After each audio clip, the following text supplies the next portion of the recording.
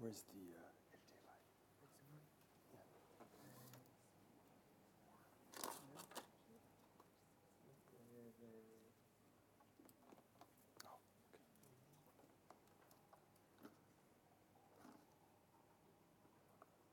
Found it?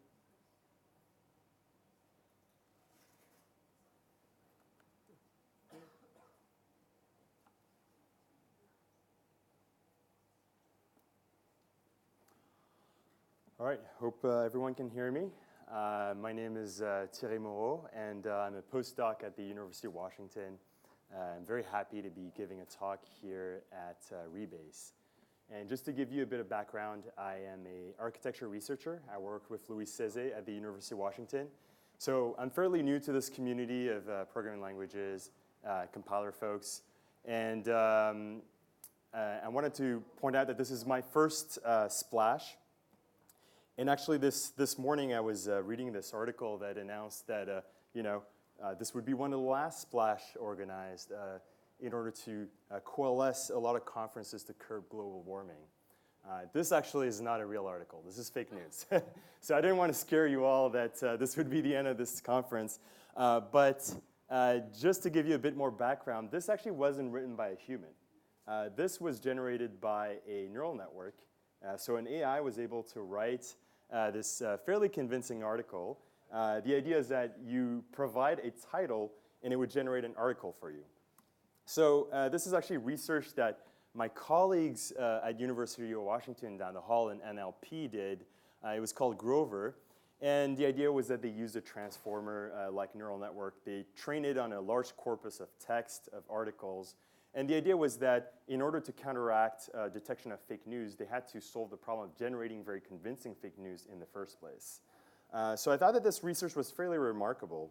And actually, if you look at the amount of work that had to be done in order to train this network, it's actually a tremendous amount of computation. So it took them about 2 weeks to train this network on a 256-core TPU v3 slice. And if you look at it in terms of sheer compute throughput, it's actually a tremendous amount of compute throughput. Actually, you just have to go back to 2012 to look at a supercomputer, the best supercomputer in the world, that had actually achieved peak throughput similar to the system that they used to train their network. And of course, it's not necessarily a very fair comparison. It's not an apples-to-apples comparison because this is a highly specialized system, and I'm comparing peak versus actually achieved throughput. But you get the idea. Essentially, in the last few years, we've been able to scale the capabilities of deep learning systems quite drastically, and most of it has actually been attributed to specialization. So if you were to go back to that same year, 2012, some of you who have been following the progress of deep learning might remember AlexNet. And AlexNet is actually an architecture that revolutionized computer vision. It outperformed any other type of classifier for image classification. And for the grad student that was working on this research, they essentially took them a week to train their network on a 2-GPU system.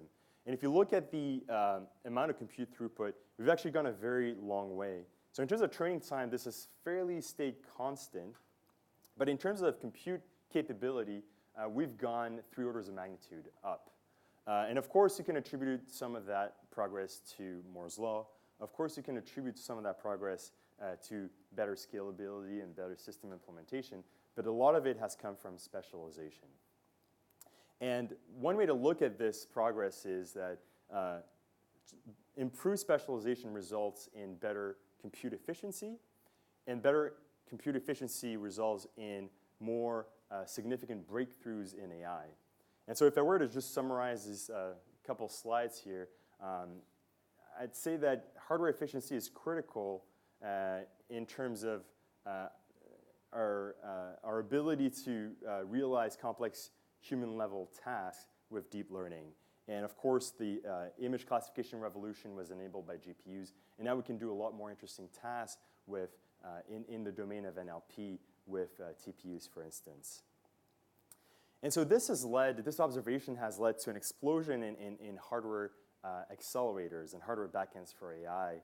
And this essentially shows you the tip of the iceberg for all sorts of deep learning hardware that have been developed by traditional IC companies, but also have been countless startups. We've seen also a lot of traditional tech giants get into the space of producing hardware.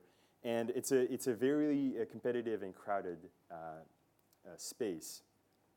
But one observation to make about specialization is that peak throughput is only useful if a programmer can harness all of that efficiency and all of that computational throughput. And so if you look at the gap between programming, let's say, a deep learning accelerator chip at a very low level, imagine programming it at the assembly level, required to essentially push the boundaries on utilization and efficiency on that chip. And the typical task that you expect of a machine learning engineer, which is generally to gather large data sets, to architect at a very high level your model architecture and run training experiments, there's a massive gap, right? And so my colleagues who train Grover Max in order to perform fake news detection and generation, they mostly want to deal with training and architecting models and collecting data sets at this very high level and don't want to deal with the low-level complexities of programming this deep learning accelerator chip. So in order to build this software stack that will bridge this gap between efficiency and productivity concerns, you essentially have to think about a lot of moving pieces.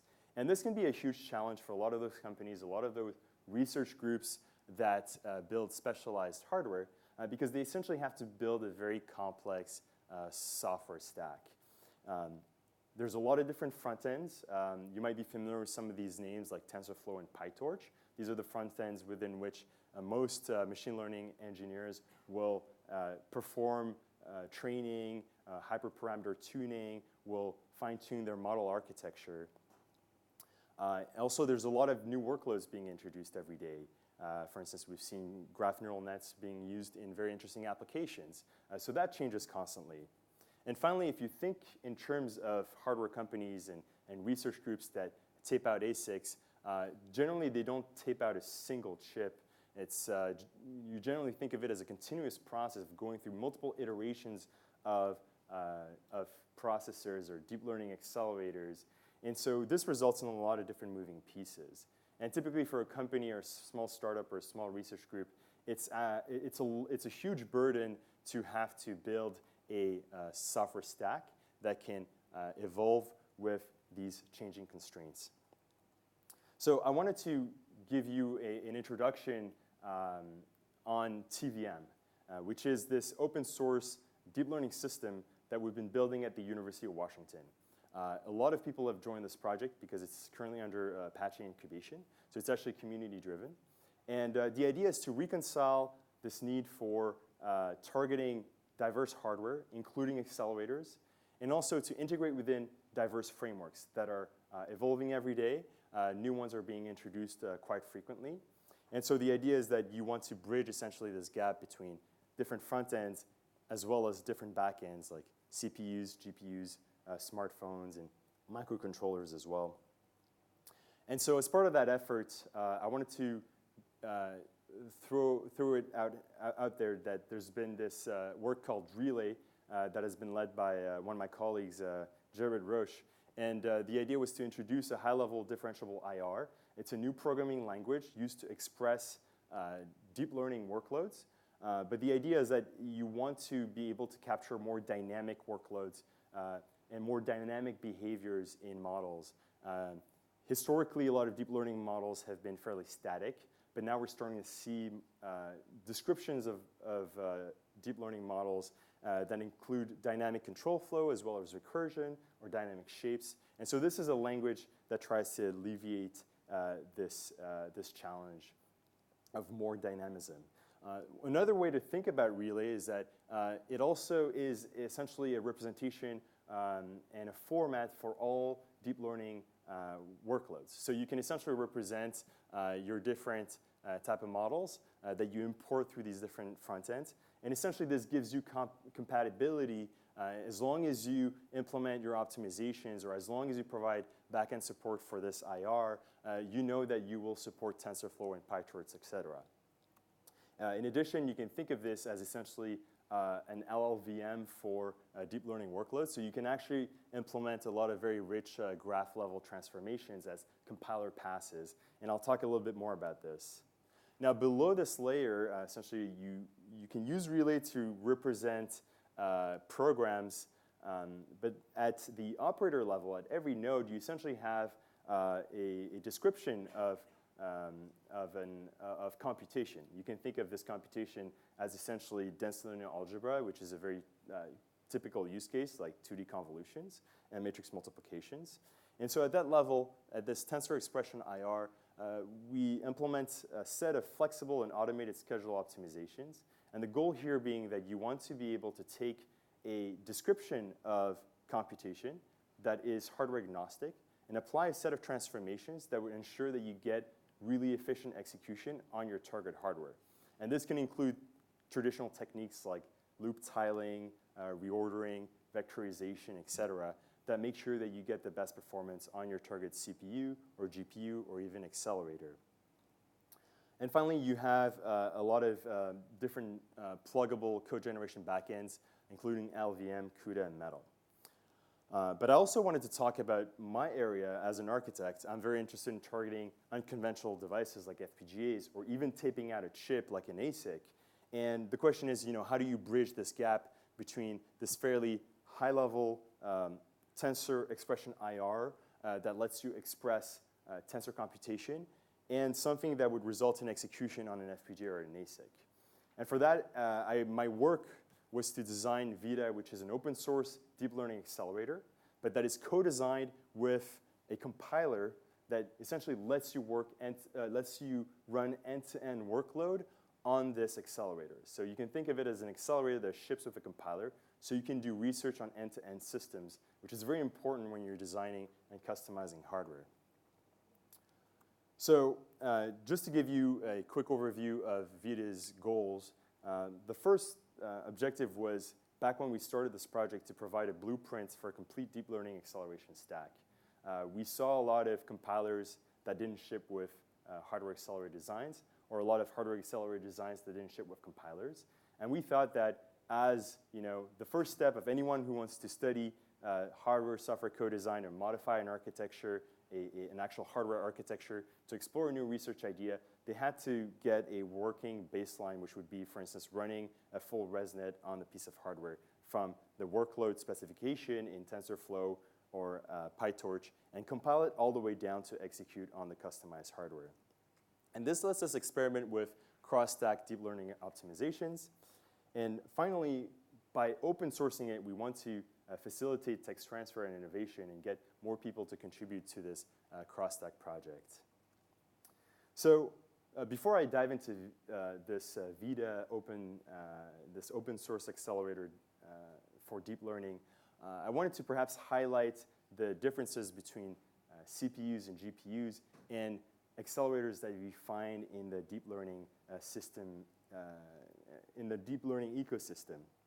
So for instance, if you look at memory subsystems of CPUs and GPUs, one thing to notice with accelerators is that they're highly customized to the workload you're trying to accelerate. So it typically won't have implicitly managed caches, and will have a lot of explicitly managed scratch pads, buffers, et cetera. In addition, if you look at compute primitives, a typical computation is not done at the scalar or vector level, but instead at a tensor level granularity. And so essentially you have these very high level compute primitives that hardware acceleration provides. And finally, in terms of data type, it's a bit of a wild west there. You have very narrow integer types for inference, but also non-IEEE compliant floating point implementations that are better tailored for deep learning training, for instance, given that achieving high precision on these types of floating point types is not always critical to get convergence, at least when we're comparing that to double precision. And so if we think of VTA, one way to look at this is that it's essentially a architecture template. We can customize the hardware intrinsic. We can get this accelerator to expose, let's say, a matrix-matrix multiplication or a vector matrix multiplication intrinsic. We can modify these dimensions. We can play around with the data types, also the way we partition the memory subsystem, and also the type of operations we support. So essentially what we're giving is a moving target for a compiler so that we can at least try to capture a set of hardware configurations to make sure that the compilers that we build are somewhat future-proof. And so when we built this hardware accelerator, the idea was to have very simple hardware and provide software-defined flexibility. So I swear I'm not going to go into details with the architecture, but the idea is that essentially you have multiple blocks that essentially define a pipeline. And you can look at this as essentially three stages of computation: loading data from memory, performing various types of computation on that data, and then storing it back to memory. And the way we synchronize and orchestrate those modules is through explicit synchronization that the compiler can orchestrate. And so we expose a two-level ISA, and the idea behind this design decision was to provide the right trade-off between expressiveness and code compactness. So we have a high-level, command-level instruction to perform and describe multi-cycle tasks. And you might be familiar with, for instance, dense operations like matrix multiplication, 2D convolution, as well as less dense operations that are typically executed by ALU, like activation functions, batch normalizations. And then we have bulk load and store from data, from DRAM to the accelerator on-chip memories. And we also have low-level micro-ops to perform single-cycle tensor operations, where essentially this looks a lot more like your traditional RISC ISA, where you perform operations on registers. But here, instead of storing scalar values in these registers, we typically store entire vectors or matrices. And this lets us perform computation more efficiently. So why did we go with this microkernel or microcoded approach? Well, the idea was that by essentially defining computation using software and not by hard-coding it in hardware, we essentially provided software-defined flexibility to implement different types of operations. So those could be, for instance, the same operator but applied to different shapes with different strides. Or we could also implement less conventional operators like conv2d transpose, which is something you find in a lot of adversarial neural networks. So this essentially gives us more flexibility, let's say after tape-out, to tackle new workloads. And also, for instance, group conv2d, which we can find in compressed networks. And so this essentially gives us the ability to target different types of application classes, not just traditional vision, but perhaps various forms of adversarial networks. So this concludes the talk on architecture, but I mostly wanted to touch on the programmability challenges. Because if you remember at the beginning of the talk, I mentioned that there's a huge gap between the way software programmers expect to explore machine learning problems at the framework level, and we somehow have to run the workloads that these programmers describe at a very low level on our target architectures. And if you look at what it means to write low-level code for these architectures, it's actually very tedious. And this is an example of what it means to just write essentially a hello world program on this target architecture, and it's very tedious. And no one should really be programming accelerators at that level. And so we set out to investigate how we could essentially facilitate the process of generating high-performance code for these accelerators at a very high level using this compiler that we were building at the University of Washington, which is called TVM. And so I'm going to walk you through a quick example of taking a model described in MXNet, which is another open source deep learning framework, and the steps involved in pushing it through different stages of compilation. So at first, we push it through Relay. So again, Relay was that high-level IR for deep learning workloads. It's this programming language. And this allows us to perform a lot of very interesting optimizations, including quantization, graph rewriting, different types of fusion operations, partitioning, and layout packing. Then we have at the tensor level, we have TVM, which lets us perform lower level optimizations like loop tiling, taking advantage of virtual threads offered by the hardware, and also using a technique called tensorization, which is analogous to vectorization, but applied at a higher dimensionality. And finally, the final step is to use a low-level JIT compiler that takes our operators that have been massaged and optimized and executes them on our target hardware. So just to give you a quick example, I described here a ResNet cell. If you're familiar with computer vision and deep learning models used in computer vision, ResNet is a very popular workload. And essentially, it is built around these cells. Here we have different operators. Each operator can describe a lot of computation. For instance, conv2d can be the result of many operations, millions or billions of operations on data. So this is obviously the graph at a very high level. And if we look at this graph, the program will have certain properties about the graph itself. Like for instance, the data type that it uses internally, the different types of activations and kernel layouts. So that data has to be, it's a multidimensional data, and it has to be stored in memory according to a specific layout. And if we look at our hardware pipeline, which we have to take this program, massage it, and lower onto, there's a lot of incompatibilities between the original program and the hardware that we have to run the program onto. So for instance, the data types on the hardware accelerator are integer types. And originally our graph uses floating point types. And also one of the specific aspects of VTA is that it performs computation on tensor data as opposed to scalar values. And therefore, it requires a specific data layout in the first place. So we're going to have to perform a lot of different massaging operations to this graph in order to run this program onto our accelerator. So the first thing that we're going to do is quantization and graph substitution. So this step involves several transformations that will first apply quantization to this graph without affecting the accuracy significantly.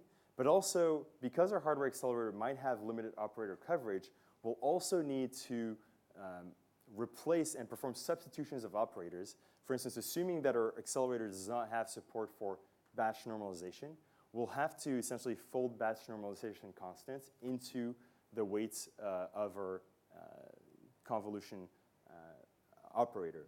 And so we perform these graph transformations in Relay. And the second step is to also alter the data layout. So you'll notice that when we store data for scalar processing, we typically rely on a two-dimensional data layout. But if we perform computation on tensors, we actually have to modify our data layout to be four-dimensional and to apply tiling to that data. And that requires a different memory layout. So this specification has to change in the graph. So we have to also modify the implementation of the operators and also modify the layout of our parameter and input data. And once that is done, we can perform fusion operation on our graph. So that involves taking different operators and fusing them together in order to minimize data movement to DRAM. And for instance, we can define a set of fusion rules in our compiler and that reflect how the hardware pipeline is organized. So you'll see that, for instance, we can flow from convolution down to clipping and casting as we flow through this pipeline. All these operators are fused, and now we can essentially perform a subgraph offload onto our accelerator without having to transfer data to DRAM and back. So to recap the different set of transformations we apply to a graph, I wanted to start from the graph representation we started with and apply quantization, graph rewriting, layout transformations, and fusion, and now we end up with this reduced graph where essentially the blue nodes are offloaded to our accelerator, or the green nodes, the teal nodes are offloaded to accelerator, and the other nodes that cannot map to our accelerator are offloaded on a CPU. And this is typically an acceptable solution because most of these accelerators, at least the accelerators that we've been doing research on, are part of a system-on-a-chip system. So they will be tightly coupled with a CPU. And some of these operators are actually faster to execute on a CPU. And I'm going to very quickly go over the last two stages of the compilation process, which is operator-level compilation and finally low-level JIT compilation to our accelerator. So one thing to note is that our Tensor operator library, we implemented Tensor operator library in order to have an optimized implementation of each operator in our program, or each fuse operator in our program. And the idea is that, let's say, if you want to execute a 2D convolution on our customized hardware on VTA, you would have to go to this operator library, and this operator library would have a template. Now, this template defines essentially a scheduling space that has not been tuned yet. And in order to get the right tuning parameters, we rely on an auto-tuner that takes parameters of our workload, like, for instance, the shape of our convolution, the stride, and different dimensions of our convolutions, like number of input and output channels. And it will auto-tune this workload for this specific shape onto our target hardware. And we'll store the learned parameters of this exploration, this automated exploration, into a database. Now, there's a whole paper that describes the way we perform this automated optimization in last year's NeurIPS, but we essentially rely on XGBoost or genetic algorithms to find a solution in a finite amount of time. And this auto-tuning search essentially finds the best knobs on a given scheduling template for this 2D convolution. And we can also explore the best scheduling strategy for this one workload on different hardware designs. So this lets us essentially explore operator tuning on a variety of hardware backends and not specifically one target hardware backend. So the last step is essentially to take this auto-tune kernel and build it through a set of IR passes that will take this schedule and essentially produce code that will be offloaded directly to our accelerator. And here you can see that essentially at a very high level we're performing, for instance, these DMA loads. We have barriers that let us wait on the DMA loads and then lets us perform computation on the data that we just loaded from memory.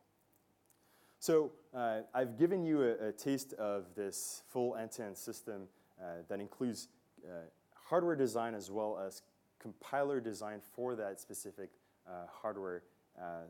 And what are the interesting things that you can do now that you can explore both your hardware as well as your compiler implementation? So we set out to perform this hardware exploration study with VTA as our target architecture. And the idea was to start with a set of hardware-software constraints. Like in this specific study, we looked at FPGAs. And these FPGAs were bound by a specific number of resources. And also, we looked at a set of workloads, deep learning workloads, like ones used in vision, as well as in automated search and adversarial machine learning. And then we explored a design space of VTA designs.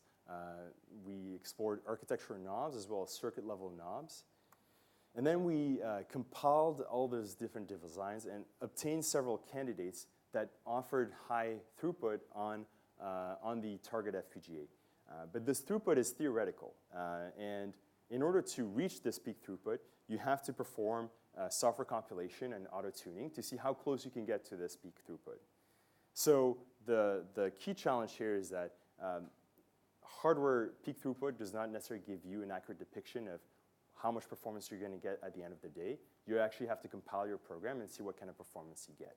So when you can have the ability to test hardware, but also run workloads on that hardware with a compiler, you can now classify the top candidates in terms of hardware-software implementations, and that essentially gives you an automated way to explore both hardware implementations and software libraries that you can automatically tune on top of those hardware configurations.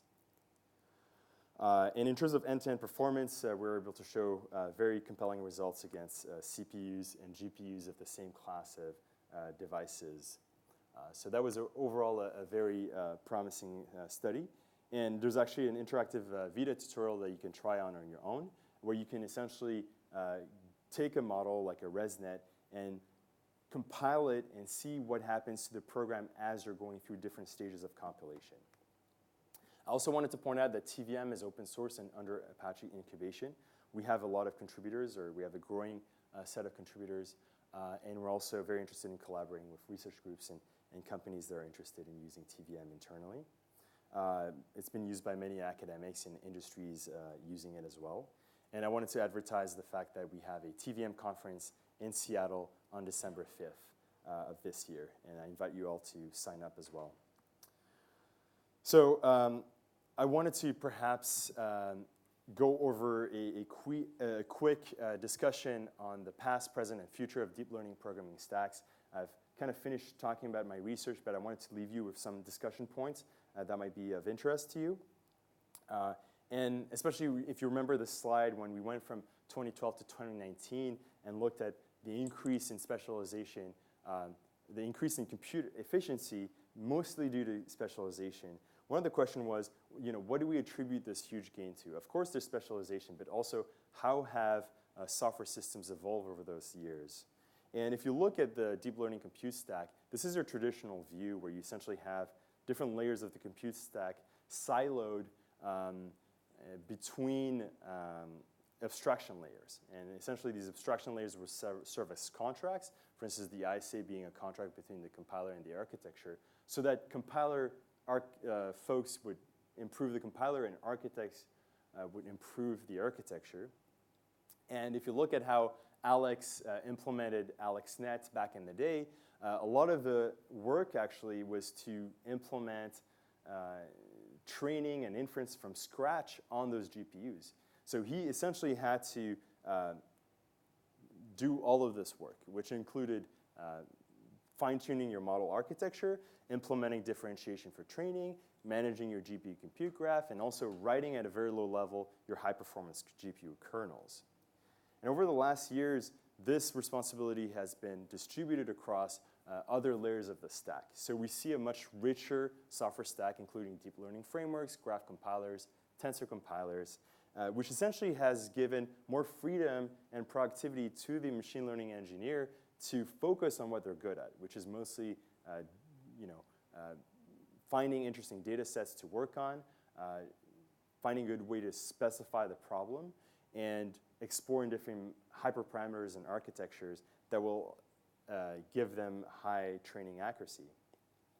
And so if you look at this richer deep learning compute stack, we've been able to raise the level of abstraction at which machine learning engineers code, which is truly a fantastic achievement. And so when I say that, I'm a little biased when I say that the deep learning revolution was enabled by more efficient hardware, but that would have not been possible if we didn't have better software stacks and better programming languages.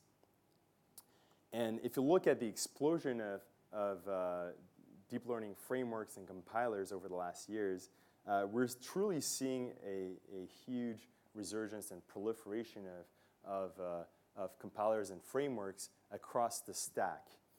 And more interestingly, if you look at how when these have been introduced, most of them have actually been introduced in the last 3 or 4 years, which goes to show you that this deep learning software stack has evolved very rapidly.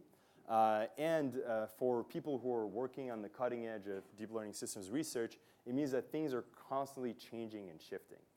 But that has resulted in better quality of life for people doing machine learning research, as showed in the introduction when I give you that example, that anecdote of my colleagues, essentially being able to train this interesting model for fake news detection and generation in just 2 weeks without having to implement low-level code for the Google TPU. So maybe I wanted to leave you with where we could be headed towards in the future. So there's been a bit of a pattern of adding more layers to the compute stack. So I showed you in the last slide that we've grown to have a lot more layers in the compiler stack. But also, between the ISA and the architecture and devices, I think there's going to be a lot of interesting opportunities for co-designing hardware representations with the compiler, which will give us more ability and more capabilities to explore and optimize new accelerator designs.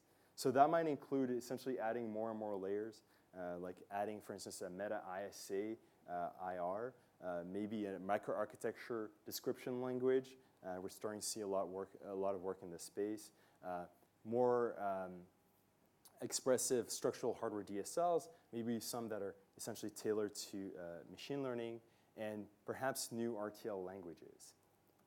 And so the hope is that we can move from this approach of hardware-software co-design where ML engineers come up with new workloads, and that informs our compiler engineers and our hardware architects in siloed fashions to work on novel accelerators, which then will inform compiler engineers on how to adapt their frameworks. And hopefully we can move more towards the space where ML engineers produce new workloads, and if we have the right set of languages that we can use to describe these workloads, we can essentially automate the production of a deep learning compiler and an accelerator stack by having architects and compilers work together more closely. And so hopefully in another 7 years, we'll be training FutureNet on this automatically generated processing unit. If we continue this compute throughput improvement, we'll be at absolutely ridiculous computational throughputs. And that will determine what kind of human-level task we'll be achieving in the future with AI. And with that, I wanted to thank all the collaborators of the TVM on the TVM project who have been working at University of Washington, as well as all the sponsors of the TVM research project. And I want to leave you with this picture of the TVM and VTA stack. As I said, it's open source, and I invite you all to take a look and also message us if you're interested in collaborating. Thank you.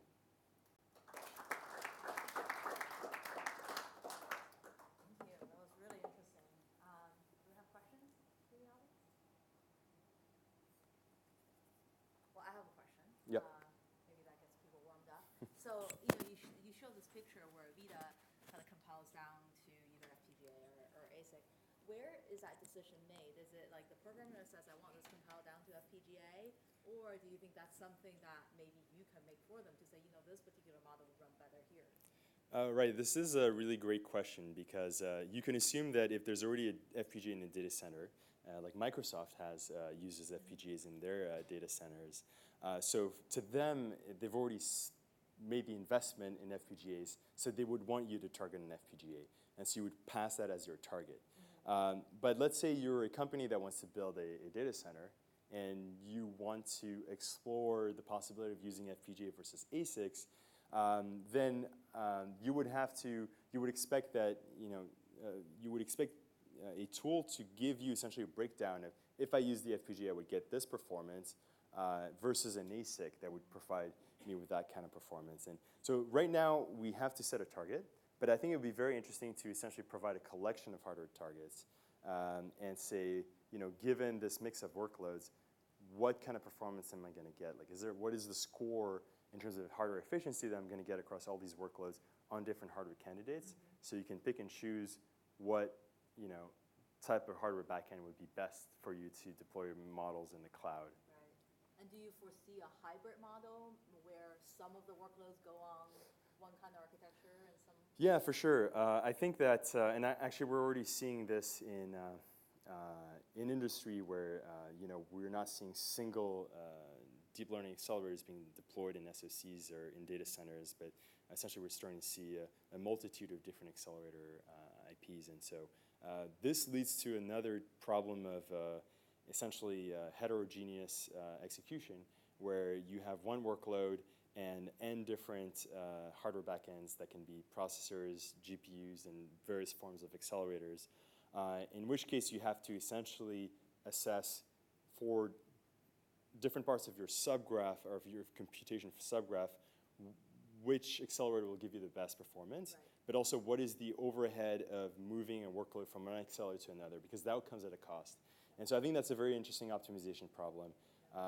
Typically, SoCs will have not more than 2 or 3 different hardware targets, but we can be imaginative and assume that in 5 years we'll have maybe a dozen of targets to choose from, and that will become a hard problem, yeah. All right, cool. All right. Another question? Am I on? No. I am? Okay, all right. So, I'm curious, do you think, I guess, based on your experience so far, looking at the wide variety of accelerator designs that there are right now, I mean, this is everywhere in the architecture community. Do you think there's going to be consolidation, right? So I think we had this type of diversity before, thinking back to just general purpose computing. And then there was consolidation, where everyone just said, it's just as good for me to target one of these things. And maybe I could get some better performance by targeting a different architecture, but the operational cost of moving that in that direction is actually fairly high. I mean, what are you seeing from your perspective? Because on one hand, you're hopefully making it very easy to target new accelerators, but on the other hand, there's always that incentive for there to be just consolidation. Right, I think that's an excellent question, because a lot of people have been using this analogy to the Cambrian explosion, and I think we're still in that stage of Cambrian explosion, and we're waiting for the first cataclysmic event to leave only a handful of hardware targets, and I think we've seen this with general purpose processors as well. I think this will depend very highly on the types of compilers that people come up with. If we can come up with essentially a universal IR that can be used as a common language to target different accelerators. And currently we don't have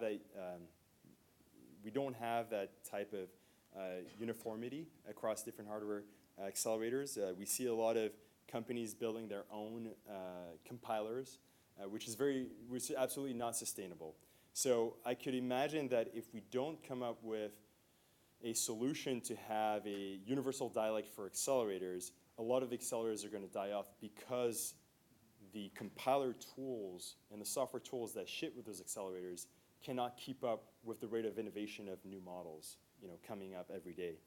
But if we come up with, let's say, a universal dialect for expressing deep learning workloads and make sure that all hardware backends support that dialect, then I think we're going to be able to support that diversity more seamlessly, simply due to the fact that if, let's say, I'm a company and I deploy my models in the data center, and now I need to swap out the accelerators for a new accelerator card from a different hardware manufacturer, now all of a sudden I have to think about changing my framework and changing my compilers, and that's very unsustainable. And I think TVM is a step in that direction of essentially providing a common substrate for deep learning workloads and reconciling the growth in front ends as well as growth in hardware back ends. And so that's one effort in that direction, and I think we've seen a lot of industrial players jump on board in this open source community project. So we'll have to see in 5-10 years what this will look like. Great, thank you.